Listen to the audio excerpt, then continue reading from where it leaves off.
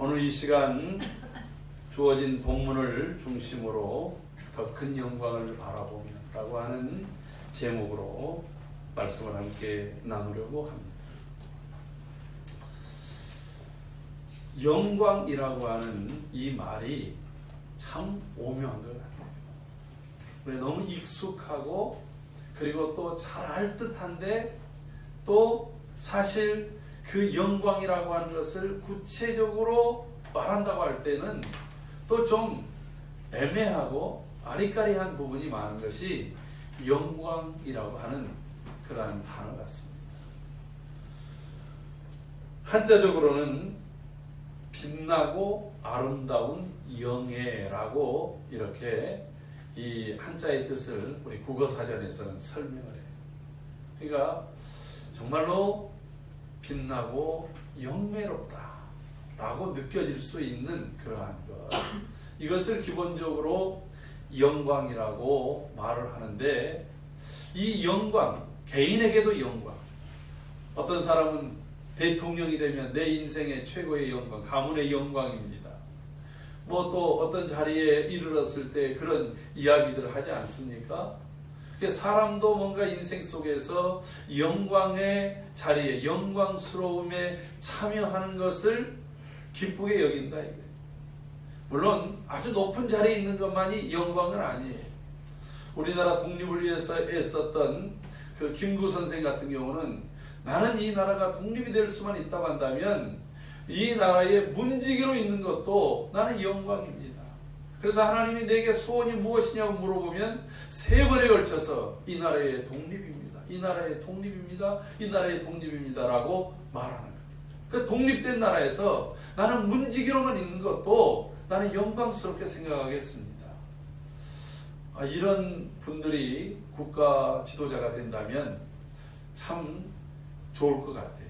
왜 그러냐면 나만이 가장 높은 자리에 있어야 된다라고 하는 분들보다 어떤 자리에 있든지 간에 그 자리를 내가 이렇게 영예롭고 그리고 또 빛나는 그런 자리로 생각한다라고 한다면 아마 그 다른 문제들은 좀 많이 사라지지 않겠는가 하는 그런 생각을 가져보기도 합니다. 근데 이 영광을 오늘 하나님께 우리가 생각을 했을 때 하나님을 가장 빛나고 가장 영화롭게 해드리는 것. 그래서 영어는 이 영광을 이제 제일 많이 쓰는 게 이제 glory라고 하는 단어를 씁니다.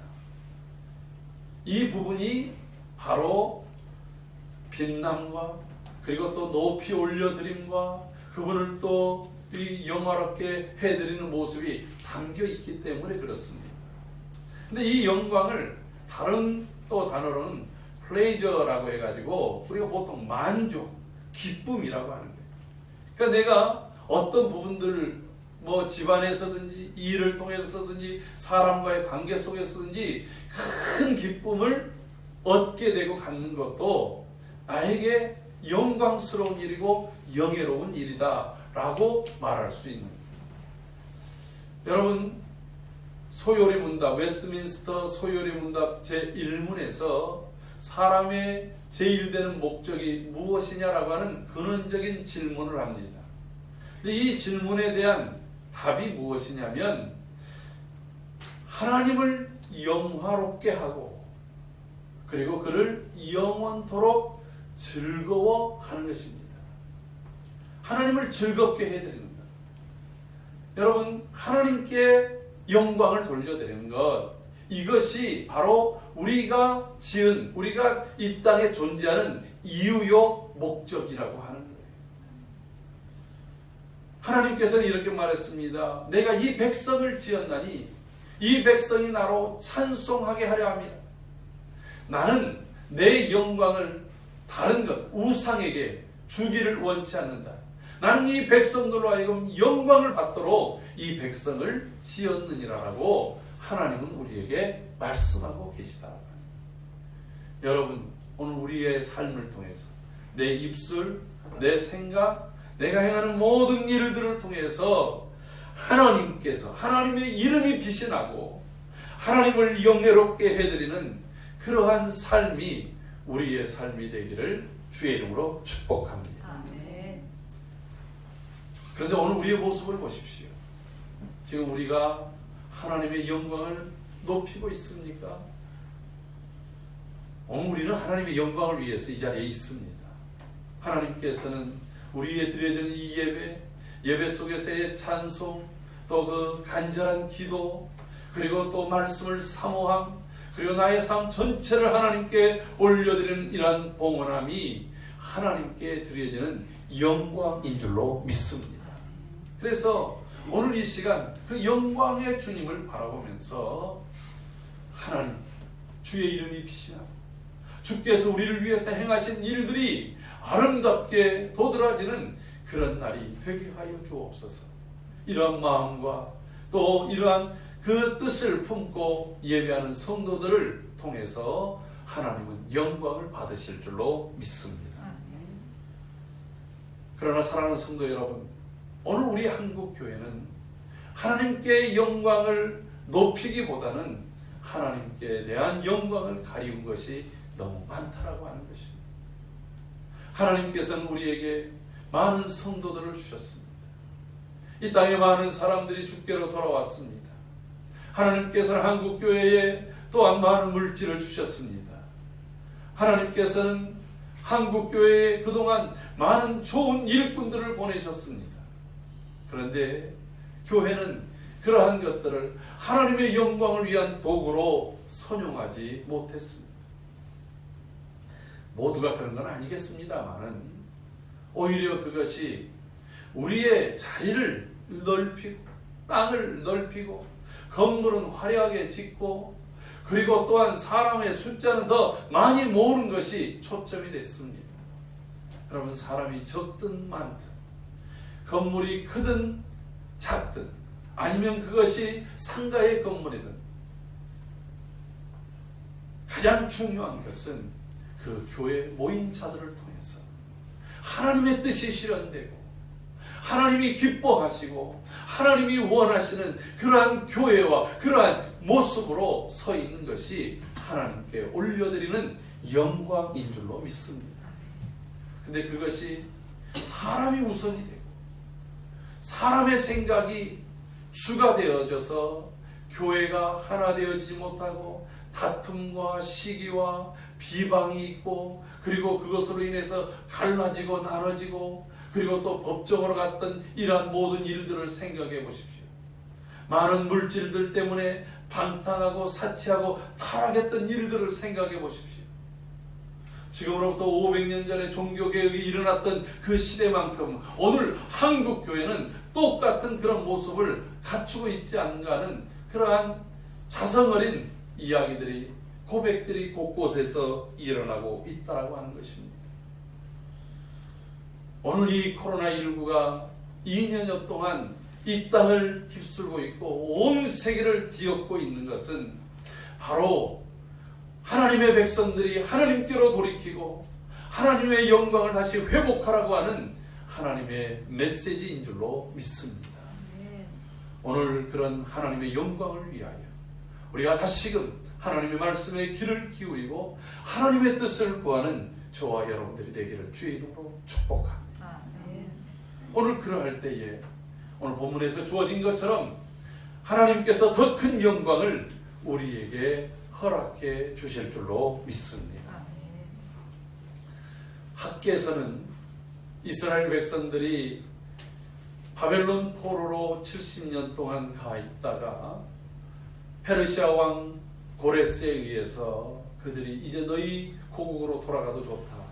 돌아가서 너희가 예루살렘에다가 성전을 다시 지어라 라고 하는 칙령에 의해서 그들은 돌아옵니다. 수십만 명의 사람들이 포로로 끌려갔고 다른 나라로 뿔뿔이 흩어진 디아스포라의 삶을 살고 있었지만 이런 고레스의 칙령에도 불구하고 1차 포로 귀환으로 돌아왔던 사람들은 5만 명이 채 되지 않습니다. 그들이 돌아와서 예루살렘의 광경을 봤더니 여러분 집도 몇 년만 비워두어 보십시오. 거미줄이 쳐지고 그리고 석가래는 내려앉고 곳곳이 무너져 버리고 맙니다. 정말 아름다웠던 도성 예루살렘이 70년 동안 황폐되고 난 다음에 가서 봤더니 그 황폐함은 더했고 성전에 있었던 자리는 돌들만 덩그러니 있지 그 폐허된 그것들을 봤을 때 암담했습니다. 그래도 성전이 지어지면 하나님께서 과거 다윗과 솔로몬 시대에 주어졌던 이스라엘의 영광이 다시 회복될 것이라는 기대감을 가지고 그들은 성전 짓는 일에 매진을 다했습니다. 그런데 그때 이 예루살렘 외곽 사마리아 지역에 흩어져서 살고 있던 혼혈 민족들이 자신들도 하나님을 함께 섬길 테니까 같이 성전을 짓게 해달라고 이야기를 합니다. 그런데 여러분, 포로지에서 돌아온 이 사람들, 그 포로지에 70년 동안 살면서 그들은 악착같이 일했습니다. 이 히브리인들의 근성은요, 어느 지역을 가든지 간에 그 지역 사회의 사람들이 하기 싫어하고 어려워하고 힘들어하는 일들, 소위 말하는 3D 업종의 일을 하는 거예요. 도맡아서 합니다. 그런데 그 일들이 고부가가치의 일이에요. 고대에는 어려운 언어를 공부합니다. 법률을 공부합니다. 아주 정교한 일들을 합니다. 그래서 이 히브리인들이 변호사들, 판사들이 그 법조인들이 굉장히 많습니다. 여러분, 과거 로마인들이나 뭐 이 헬라인들, 이 사람들은 자신들이 정복자들이기 때문에 굳이 힘들게 공부할 필요 없잖아요. 그런 것들은 알아서 사사들이 하면 되는 거예요. 근데 여러분, 법조의 일을 하든지 또 아주 정교한 이 안경을 만들고 보석을 세공하고 이런 정교한 일들은 기술이 필요하거든요. 그러니까 그렇게 힘들고 어렵고 정교한 일들에 사람이 힘을 안 써도 살 수 있는데 굳이 그러냐 이거예요. 근데 이 일들은 그런 기술력과 전문직이 아니면 할 수 없지 않습니까? 그래서 그 일들을 히브리인들은 최소한 율법을 가르치고 또 한 사람이 한 가지의 탁월한 기술력을 가르치면서 그런 걸 배워가는 거예요. 그러니까 어느 사회를 가도 그 사회의 중심부에, 비록 그 일들이 그때 당시는 높은 지위를 주지 않는 일들이라 할지라도 그 일들을 통해서 그들은 많은 물질을 얻습니다. 그 땅에 기반을 잡습니다. 그리고 한두 사람이 모여지면 그곳에다가 회당을 짓습니다. 그 회당은 율법을 공부하기도 하고 흩어져 있는 이 유대 민족들이 자신들의 민족성을 잃지 않게 하는 그러한 정체성을 회복하는 자리이기도 하고, 혹여라도 여행 중이던 그러한 유대인들, 히브리인들이 오면 그곳이 여관이 되기도 하고 정보를 함께 나누는 그러한 곳이 되어졌습니다. 그래서 그들은 잠시만 지나면 금방 일어나고 금방 돈을 모으고 그리고 또 금방 힘을 갖는 거예요. 사실 이러한 것 때문에 역사 속에서 히브리인들은 로마에 의해서 또 그 이전에는 이 헬라에 의해서 자꾸 빼앗기기도 하고 약탈당하기도 하고 그리고 강탈당하기도 했다라고 하는 거예요. 여러분, 2차 세계대전 할 때도 사실 이 유대인들의 돈이 아니어서는 전쟁을 치를 수 못할 정도로 유대인들의 그 재정력이 뛰어났다는 거 아니겠습니까? 그리고 그걸로 지금 이스라엘이라는 나라, 시오니즘이 일어날 수 있는 원동력이 되기도 했어요. 여러분, 어쨌든 이들이 그 바벨론 70년 생활을 하면서 자신들이 열심히 일해서 기반을 쌓아뒀어요. 이제는 안정적입니다. 70년이 지났다고 하는 얘기는 최소한 2세대, 세 번째 세대까지 이르는 세대가 된 것입니다. 그런 안정적인 것을 버리고 정말 막막하고 허허벌판인 곳에 돌아오기가 쉽겠어요? 그래서 많은 사람들이 돌아오지 않았습니다. 그렇다고 한다면 돌아온 사람들은 어떤 사람들일까요? 대부분은 예루살렘의 회복, 선지자 예레미야를 통해서 하나님께서 예루살렘을 다시 돌아오게 하고 예루살렘을 회복시키시겠다라고 하는 그 약속을 강하게 믿었던 사람들이 돌아오지 않았겠습니까? 그래서 그 돌아온 사람들의 대부분의 상당수는 레위인들이 많았다라고 합니다. 그리고 또한 믿음을 가지고 하나님 앞에 헌신하고자 하는 사람들이 이 1차 포로 귀환 때 돌아옵니다. 그런 사람들에게 이 혼혈 민족들이 자신들도 함께 하겠다고 했을 때 그들은 흔쾌히 받아들일 수가 없었습니다.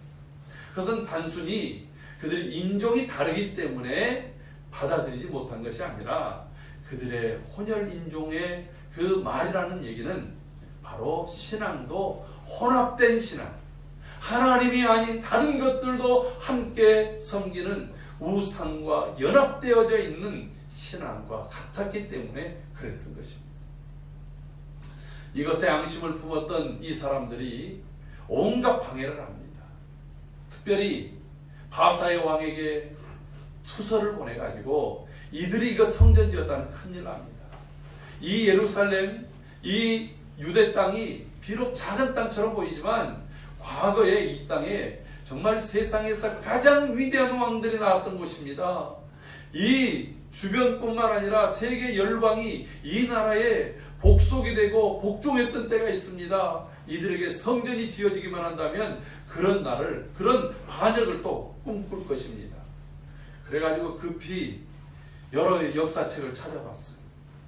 그랬더니 실제로 한 500년 전에 봤더니 다윗 시대, 솔로몬 시대를 오면서 이 예루살렘과 이 이스라엘이 얼마나 부강하고 컸던 나라인가 하는 것을 발견하고서 손사래를 치면서 고레스가 이 칙령을 내렸지만 고레스를 이어갔던 그런 아닥사스다 왕 같은 그런 사람들이 이걸 못하게 하는 거예요. 다리오 왕 때까지 무려 16년 동안이나 이 성전 공사가 멈춰지게 됐던 것입니다.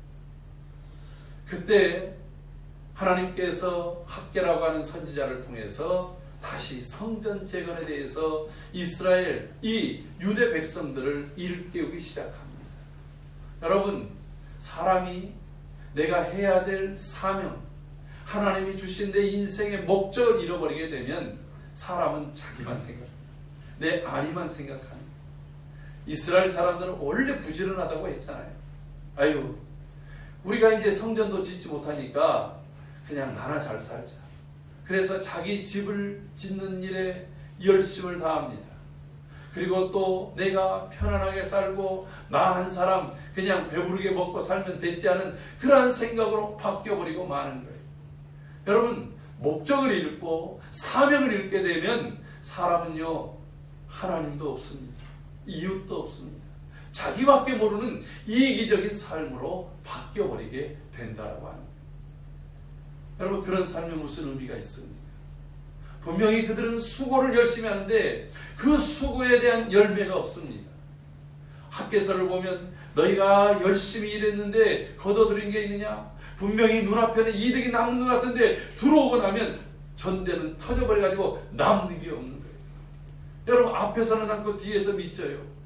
계속해서 그런 날들이 있다가 부도가 나버리고 마는 거예요. 어제 어떤 한 유튜브를 봤는데 송대관이라고 그 가수 있잖아요. 이분이 세대교회 지금 장로님이에요.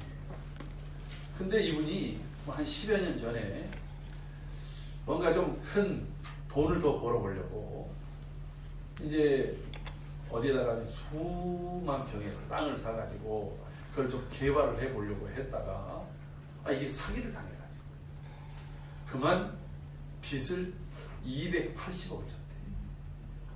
그래가지고 지금까지 그 빚을 갚느라고 자신이 얼마나 새집에 살면서 고생을 하는지 그 이야기를 한 10여 분 동안 아주 지인 가수하고 이야기를 나누는 장면을 봤어요. 그래서 사람들이 그렇게 280억을 사기를 당하도록 하는데 자기 아내가 그 일을 그렇게 했는데 그것에 대해서 아내를 어떻게 그러고서 데리고 사냐고 그랬더니 이분이 그래도 믿음이 있고 장로님이 돼서 그런지 그런 말을 하는 거예요. 아니, 내 아내가 내가 무명으로 있을 때 나를 위해서 해준 일이 얼마나 많은데 그거 본인이 잘해보려고 했다가 그거 당한 거지 그거 뭐 본인이 의도적으로 한 거냐고. 그 지금까지 한 것에 대해서 정말 감사한데 어떻게 그 안에 대해서 그런 마음을 품을 수 있냐고. 오히려 더 애틋하다고. 그런 얘기를 하더라고요. 근데 여러분 한번 생각해 보세요. 내가 좀 더 가져보고 좀 더 해보려고 했는데 그만 내게 다가온 것은 그냥 280억의 부도. 아마 이분이 그러한 이후에 더 신앙이 돈독해지고 하나님을 의지하게 되고 하나님 앞에 두 손 들고 나와서 그 세대교회에서 자기가 찬송, 찬양으로 간증하는 그 모습을 볼 때 아마 그 속에 그 진정성이 담겨 있었던 것 같아요. 지금 이스라엘 백성들의 상황이 그랬던 것입니다. 그래서 학개는 말합니다. 너희가 지금 완벽한 아주 잘 지어진 집에 거하면서 너희만 등 따시고 배부르게 있는 것이 그것이 옳은 일이냐. 너희 전체의 삶을 봐봐라. 너희들이 수고했지만 수고한 것에 대한 열매가 있느냐. 전대는 터져버렸지 않느냐. 곡식을 거둘 때에 여기서 최소한 50석이 나와야 될 것에 20석밖에 없었고 최소한 100그릇이 나와야 될 그 포도주를 거뒀을 때에 50그릇밖에 나오지 않지 않았느냐. 그래도 깨닫지 못하느냐. 이렇게 얘기합니다. 그 이유가 뭐예요? 사명은 이렇기 때문에. 그 사명이 무엇입니까? 성전을 다시 재건해서 하나님의 영광을 회복하는 일이 그들의 사명이라고 합니다. 그들의 정신이 바짝 났습니다. 이 이야기를 듣고 그때 당시에 총독이었던 스룹바벨이 정신을 바짝 차립니다. 마음을 굳게 해야 합니다. 그때 당시에 대제사장이었던 여호수아도 내가 대제사장으로서 내 사명을 내가 망각했구나. 그래서 여호수아도 다시금 마음에 결단을 합니다. 여러분, 총독과 대제사장이 마음에 결단하니까 함께 왔던 이 이스라엘 백성들의 마음들도 그들이 굳게 결심을 합니다. 그리고서 비록 어렵지만, 비록 힘들지만, 주변에서의 방해는 여전히 있지만 그들이 성전을 짓기 시작합니다. 여러분, 이 과거에 이 성전을 짓는데 엄청나게 많은 사람, 솔로몬 성전 지을 때에 그 두로의 히람왕이 백성들을 보내가지고 짓는데 무려 15만 명의 사람들이 동원돼가지고 그들이 성전을 지었어요. 그걸 관리하는 사람만도 그 8,500명이나 되어질 정도였습니다. 그러니까 이렇게 엄청나게 많은 사람들이 했던 일들이 이 돌아온 이 사람들이 그것의 3분의 1도 안 되는 사람들이 하려니 얼마나 힘들겠어요. 그때는 다윗이 막 그냥 금이며 은이며 그리고 또 향나무며 각종 돌이며 이 여기에 필요한 모든 것들을 만들어 놨는데 자기들에게는 가진 것도 없어요. 비싼 그 백향목을 구할 수도 없습니다. 그래서 나무를 쓰되 그냥 예루살렘 근방에 있는 그리고 또 그 유대 근방에서 구할 수 있는 그런 값비싼 나무들을 써야 됩니다. 여러분, 과거의 터전 위에다가 다시 세우려고 하는데 그 세워진 성전의 모습이 너무 볼품이 없습니다. 그러니까 이 성전의 지대가 놓아졌을 때 사람들이 펑펑대고 우는 거예요. 이게 감격스러워서 우는 건지 이것이 슬퍼서 우는지 알지 못할 정도였습니다. 근데 실제로 감격스러워서 하는 눈물도 있었지만 슬퍼서 우는 눈물이 많았다는 거예요. 우리에게 다시 성전이 지어지는구나.